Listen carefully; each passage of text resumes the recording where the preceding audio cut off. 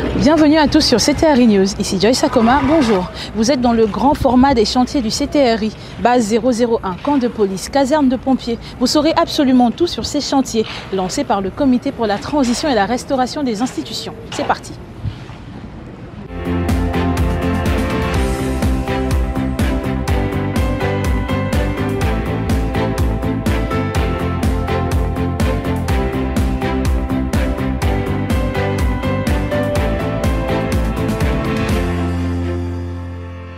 Nous avons commencé notre bout de chemin du côté de la base 001 où les travaux vont bon train. Entre ceux des voiries et les bâtiments en cours d'exécution, le chef de chantier nous en parle. Loreyi Francis, un Gabonais, chef de chantier, base numéro 1, base aérienne numéro 1. Le chantier a bien démarré, on fait les travaux. Nous sommes sur la réalisation des routes en béton. Et maintenant, nous sommes déjà au commencement de bâtiment côté du B2, là je suis installé là. Les travaux essaient de rouler malgré les petites difficultés. Bon, pas de difficultés en tant que telles.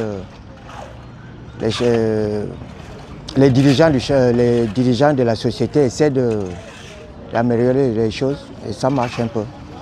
Le bâtiment que nous sommes en train de construire, c'est R+1. Et ensuite, si on le réalise, on a encore 2 bâtiments encore à faire en face, là où il y a le grue de l'autre côté. Mais nous sommes là. On a aussi le bâtiment de l'infirmerie qu'on doit aussi réfectionner et le bâtiment de l'auto-école.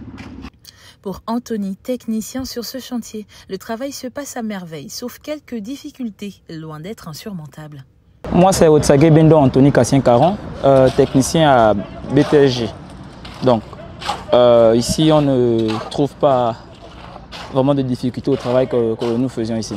Donc, c'est-à-dire, tout se passe à merveille, vraiment merveille. La seule difficulté, c'est qu'on tourne le béton à la main souvent lorsqu'il faut couler certaines choses. Mais sinon, à part ça, tout passe bien à merveille. Là, nous sommes en train de couler le chaînage d'un bâtiment. Comme vous voyez là, nous sommes en train de faire le chaînage d'un bâtiment. Ça, c'est la toupie qui a eu à déposer ça. Si vous filmez à votre gauche, la toupie qui a eu à déposer. Il en a d'ailleurs profité pour passer un message d'encouragement à la jeunesse gabonaise. J'aimerais encourager mes frères gabonais de 15 à plus qui ne partent plus à l'école. De chercher, de se débrouiller vraiment dans la vie. Au lieu d'aller voler ou de rester à la maison et rien faire, attendre toujours que les parents demandent ce qu'ils veulent manger ou pas. Donc c'est nettement mieux qu'ils se mettent à chercher le travail, quel que soit ce qu'ils vont trouver. On aimerait qu'ils fassent comme nous, jeunes Gabonais. Lancés il y a quelques mois, les travaux de voirie sont les plus avancés sur ce chantier. Les bâtiments, eux, sont en pleine sortie de terre. Non loin de là, du côté de la base de l'aviation légère, sont également en cours des travaux portant principalement sur les voiries et la réhabilitation de l'état-major. Suivons Stevie Mabika, chef de chantier du projet de l'état-major de l'aviation légère des armées. Ici, c'est le bâtiment, comme vous le constatez, le bâtiment garage. À la haut, c'est le bureau administratif. Donc ici, de l'autre côté, c'est un bureau, comment dirais-je, c'est le bureau administratif aussi, donc l'état-major. Pourcentage de chantier, parce que là on a commencé la route, Vous-même vous le connaissez, comme vous avez vu la route. Donc le carré d'âme, en plus de l'autre côté, on va en arriver. Vous allez constater comment on a beaucoup avancé quand même. Estimé à environ 30% de réalisation, carrés d'armes et voiries sont opérationnels. Les bâtiments, dont celui du garage, du poste de police et des dortoirs en amélioration, sont quant à eux à leurs prémices. Soumis aux réalités du terrain et du travail ensemble, Greg nous parle de son engagement à faire avancer les travaux aux côtés de ses collègues. Le chantier, nous sommes ici, à Lala, tout va bien d'abord, mais il y a plus des intempéries qui dérangent au travail. C'est un peu dur, mais on s'accroche. Donc un peu de compréhension entre les équipes, un peu de problème de compréhension, mais c'est la famille, on gère le chantier. Ça se passe bien, vraiment bien ici. Le travail, comme vous voyez, il avance un peu, il progresse. On donne du meilleur de ce qu'on peut. on fait de notre mieux pour que le CTR, il voit quand même que les jeunes Gabonais, ce sont des travailleurs, ils sont engagés. On espère avoir une meilleure place, mais on se contente de ce que Dieu nous donne. Et l'aventure se poursuit cette fois-ci à la Cité des Ailes, considérée comme un chantier colossal. À cet effet, M. Abaz, conducteur de travaux de la société BTS-GTP, nous en fait la présentation. Bon, nous sommes à la Cité des Ailes. Aujourd'hui, on commence par le bâtiment. Nous avons 42 villas duplex, 6 dortoirs. Le bâtiment duplex R+1, le dortoir, 6 dortoirs R+2. Nous avons un bâtiment état-major R+3. Là, ce que vous voyez en haut, c'est une salle gymnase de 1000 m². Bien sûr, il y a le bloc sanitaire à l'intérieur. Il y a aussi une salle gymnase et en plus, il y a un stade de basketball prévu, plus de tribunes de deux côtés. Des villas de 3 chambres chacune, en construction. Mais quelles en sont les spécificités? La villa qu'on avait parlé, voilà une villa Timon qu'on a déjà commencé. Donc R+1, il y a 2 locataires, il y a deux qui vont habiter à l'intérieur, un en bas et un en haut. Et même le terrain, ils sont divisés. Donc la surface de ce terrain, c'est à peu près 500 m². Elle sera divisée en 2. Donc chaque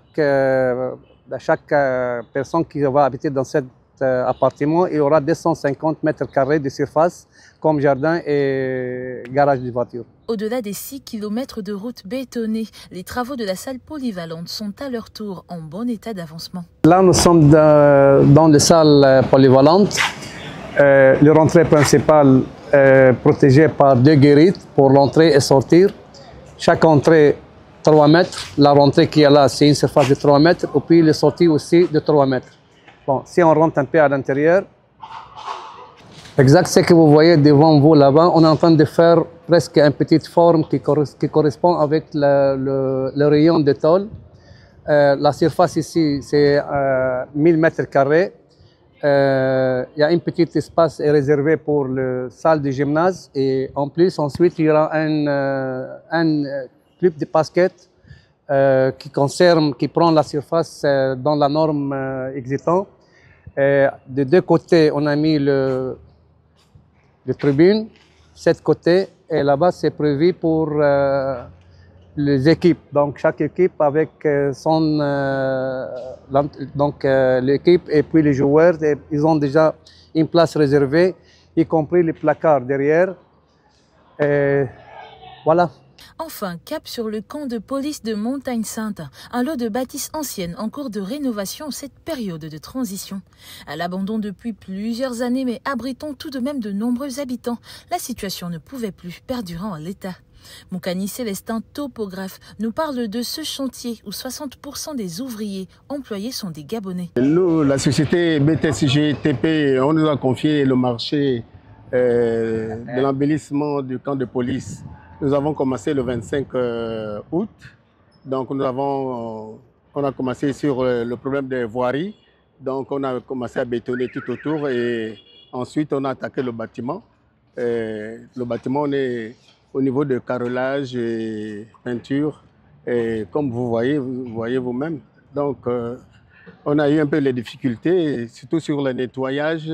Le camp était complètement sale et puis il fallait tout refaire à zéro. Donc voilà pourquoi on a posé les bordures, nous avons posé quelques nettoyages, curage des caniveaux et actuellement nous sommes presque à 50% d'avancement des travaux actuellement. Non, nous allons tout refaire. Nous allons tout refaire. Bon, pour le moment, on a le premier bâtiment que vous êtes en train de voir actuellement, en dehors du 4e, donc j'espère que ça c'est le 3e et après, à fur et à mesure, on va les déloger et à fur et à mesure, on va continuer. Pour Diangama Biquet, sa satisfaction autour de la multitude de chantiers en cours en République gabonaise se situe au niveau de l'engouement et de la forte activité générée par ceux-ci. Oui, en tout cas, c'est un soulagement pour tous les Gabonais. Parce que ça là, on ne peut pas faire un commentaire dessus. Il n'a qu'à voir ce que le président lui-même fait. Il y a des gens qui ont fait 10 ans, 15 ans sans travail. Aujourd'hui, là, quand vous sortez le matin, vous voyez que le pays est en mouvement. Chacun a son petit sac, il va quelque part. Moi, personnellement, ça me fait plaisir. Ça me fait plaisir. Moi, j'ai fait peut-être 8 ans sans travailler. Mais aujourd'hui, même si je ne gagne pas grand-chose, mais ça me permet quand même de répondre aux besoins des enfants qui vont à l'école, tout, à payer le loyer, c'est quand même bien. Tout ce que nous voulions, c'est quand le chef d'État, lorsqu'il a pris le pouvoir, il a parlé, il a mis l'accent sur l'économie. Nous voulions que ça se réalise. C'est ça, c'est notre souhait le plus ardent. Et nous sommes derrière le président de la République. De chantier en chantier, les réalités semblent être les mêmes et les finalités aussi.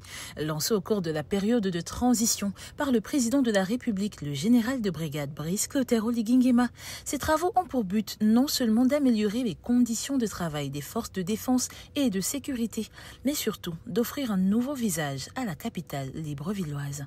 Je vous l'annonçais et comme convenu, vous saurez tout sur les chantiers du CTRI dédiés au bien-être de nos forces de défense et de sécurité. Il est temps pour moi de passer le relais à Rennes, actuellement sur le chantier de la FOPI. Merci Joyce. Et oui, nous sommes ici sur le chantier de la voirie de la FOPI. Mais restez attentifs car les chantiers des casernes des pompiers d'Eau-22 et de Bessieux nous attendent. Pour l'heure, allons à la rencontre du chef de chantier et de quelques travailleurs pour en savoir plus. Les choses ont commencé à bouger du côté de la FOPI. Il est prévu en termes de construction une clôture pour la caserne, un hangar à camions, un célibatorium R+3 pour ne citer que cela. La première partie des travaux liés au goudronnage du poste de police étant déjà lancés, sont sur le terrain depuis le 3 décembre dernier, une partie des ouvriers pour le décaissement. On est parti de la guérite pour ici, juste le décaissement. On a commencé avec le décaissement hier et le topographe a commencé avec les points. Après le décaissement, va suivre la remise en forme. Après la remise en forme, viendra le rechargement. Donc en gros, on a 6 km linéaires de routes à faire. Donc tous les travaux que nous allons effectuer, en gros, ça peut nous prendre 1 mois. Le décaissement, le rechargement, la remise en forme, autour d'1 mois. Ces travaux lancés pour les forces de police d'intervention regroupent des travaux non seulement de construction, de réaménagement et de reprise. Du côté du camp Aïssa, les travailleurs sont dans les starting blocks.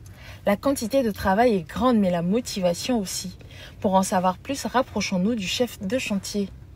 Ici, nous avons beaucoup de travaux à réaliser et à réfectionner.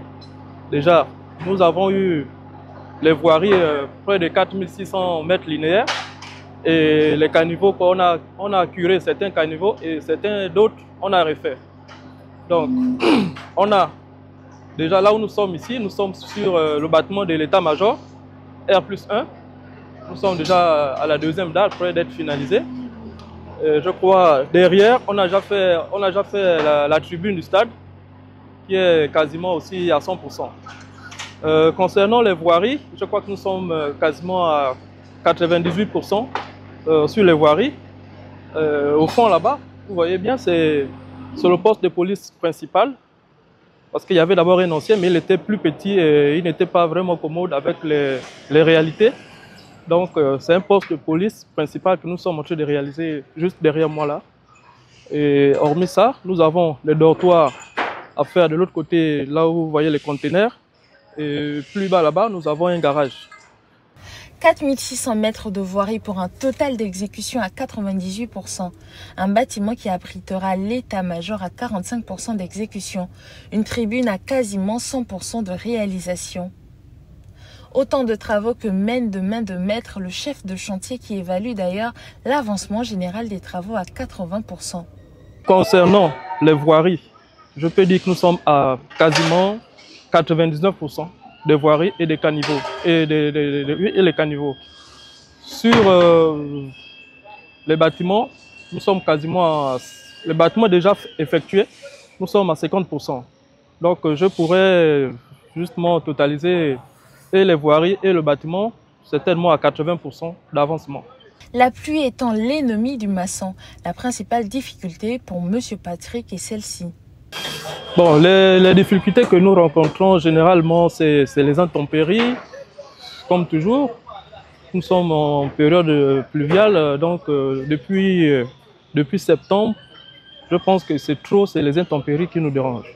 Mais hormis ça, bon, je pense qu'on n'a pas autre chose qui nous dérange. Tout est là, le matériel est là, il n'y a pas de retard de paiement, tout va bien, le matériel est là. Donc, c'est juste les intempéries qui peuvent nous amener à ne pas respecter peut-être un délai autour de 2 semaines par rapport à l'engagement qui est fait. Bissiello Jerry nous fait l'exposé de ses motivations à exercer dans le domaine du bâtiment et du déroulé d'une de ses journées classiques. Parce que moi-même, je suis technicien en bâtiment. Je fais ça depuis, ça fait déjà pratiquement 20 ans que je suis dessus. Je suis arrivé, c'est un frère qui m'a amené. Il m'a demandé de venir, il y a une société qui embauche. Je suis arrivé, j'ai jeté un coup d'œil, effectivement, ça va. Et les directives sont bien précises, il n'y a pas de problème, c'est bon. Les gens sont à l'aise. Oh, bon, chez moi, je me réveille à 6 h pour arriver ici, mais le boulot, c'est à partir de 7 h 30. On commence à 7 h 30. De 7 h 30, la pause, c'est midi, et on reprend à partir de midi 30. Et puis, la fin du boulot, c'est à partir de 16 h. La fin du boulot, 16 h pile, on arrête. On retourne dans nos occupations chez nous et c'est un peu ça. Pour Willy Bernard, il faut faire preuve de courage pour saisir les différentes opportunités. Déjà, je vais dire que je suis un étudiant, d'abord un étudiant gabonais au chômage. Donc, il y a pas de plus de 2 ans déjà, quand j'ai arrêté mes études, je me suis rentré dans le génie civil et bâtiments et autres. En fait, dans le domaine des routes, bâtiments, ponts et chaussées. Bon, ce qui m'a motivé déjà, c'était d'abord vu le chômage qui habitait au Gabon, donc il fallait chercher une activité un peu plus pour subvenir à nos besoins. Voilà comment j'ai contacté. J'avais des contacts avec certaines grandes personnes qui m'ont amené dans les travaux à gauche à droite et nous sommes retrouvés dans cette société BTLG. Direction Ovando, où les travaux de la caserne des sapeurs-pompiers progressent dans le cadre de la phase 2 de construction des bâtiments. Ce projet, porté par le président de la transition, le général de brigade Brice Clotaire Oligui Nguema, est entamé il y a 8 mois, vise à moderniser les infrastructures et à améliorer les conditions de vie et de travail des soldats du feu. Parmi les réalisations prévues, la construction des nouveaux logements, d'une infirmerie, d'une piscine, en plus de la rénovation des plus anciennes bâtisses. Sur le chantier, le chef d'équipe Isaac Mouketou Mouele coordonne les travaux avec rigueur. Alors nous avons débuté les travaux fin février, début janvier 2024. Nous avons déjà beaucoup avancé et en matière d'exécution des travaux, nous allons quasiment très vite. En matière de pourcentage de réalisation, nous sommes quasiment déjà à 65% d'exécution des travaux. Les ouvriers, eux, soulignent des conditions de travail exigeantes mais bien encadrées, reflétant une mobilisation collective pour mener à bien ce projet ambitieux. Et que lorsque nous venons, on a des différentes tâches qu'on nous donne et nous la remplissons. Notre quotidien, nous la condition d'avance à la veille, en matinée aussi quand nous venons. Nous poursuivons ce que nous avons fait la veille pour terminer ce que nous pouvons faire en journée. De bonnes conditions de travail étant le gage de l'efficience, ce chantier symbolise l'engagement des autorités à fournir aux pompiers des moyens nécessaires pour mieux servir la communauté. Nous sommes à Bessieux, la dernière destination de notre parcours. Ici a lieu la construction d'une nouvelle caserne de pompiers au plaisir des soldats du feu. Cette structure, on l'a démarrée le 1er janvier 2024. Ici, ce bâtiment-là, on l'a démarré, par exemple, le 29 mai, qui est R+3, au moins 30 bureaux à l'intérieur, des places de parking, et la construction se fait comme il se doit dans les normes des choses. Les travaux estimés à 50% actuellement par M. Cédric, pour lui, ceci devrait évoluer encore plus rapidement en dépit des difficultés rencontrées. Donc nous on peut estimer à 50%. Hein, 50%. Et je dirais que 50%. Après ces 50%, on va évoluer encore très rapidement. Désiré, chef ferrailleur, souligne son amour pour son métier qui l'aide aujourd'hui à subsister. J'ai été motivé par un de mes petits frères qui est entrepreneur, qui m'a motivé à faire ce boulot. Mais j'ai commencé à faire ce métier, ça fait plusieurs années que je suis à l'intérieur. Et moi j'aime ce métier parce que ça me nourrit. Et nourrit ma famille, mes enfants, comme ça. Base 001, base de l'aviation légère, Cité des Ailes, camp de police de Montagne-Sainte, la Fopie, le camp Aïssa et les casernes de pompiers d'Ovando et de Bessieux. Voici les 8 chantiers que nous avons visités afin de mettre en lumière les différentes avancées de chacun. Nous sommes arrivés au terme du grand format des chantiers du CTR. Oui, un ensemble de réalisations et de travaux de modernisation qui permettront d'améliorer les conditions de vie et de travail de nos forces de défense et de sécurité. C'était Reine Owanga et Joyce Akoma. Restez câblés sur CTR News. CTR News, 2 ans de transition. 2 ans de réalisation.